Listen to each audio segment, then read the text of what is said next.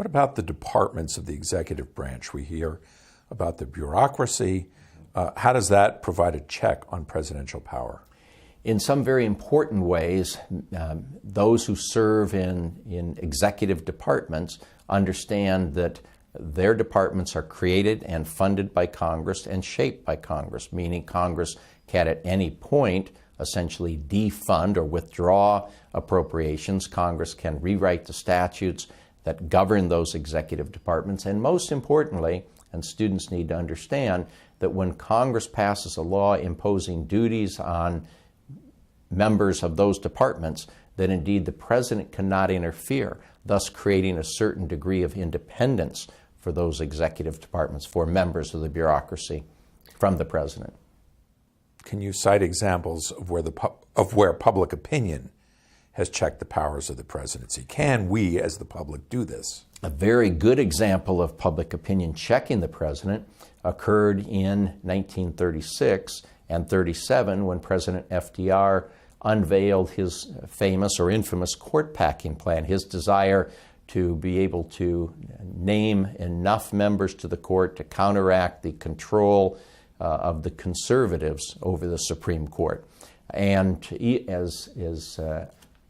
as popular as FDR was, and he had just won a resounding victory in 1936, winning 65% of the popular vote.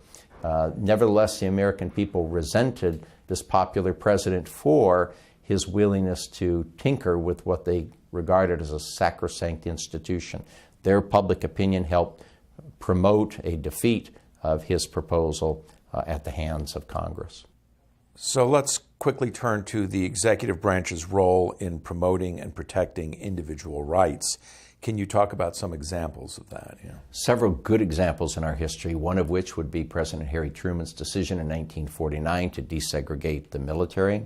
Another good example would be the leadership provided by President Lyndon Johnson in the mid-1960s to promote civil rights and equality through the passage of the Civil Rights Act of 1964 and the Voting Rights Act of 1965.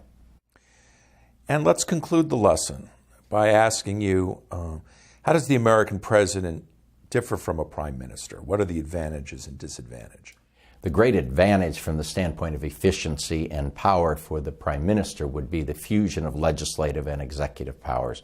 The prime minister sets the agenda, knows that his party is going to embrace his proposals, and so he has fewer limitations and checks on his actions. The President of the United States, on the other hand, can face a number of checks and balances through public opinion, through the actions of the House and the Senate, through the Supreme Court. And so the President stands for the possibility of being more frustrated in the pursuit of his legislative agenda, his presidential ideas and ideals.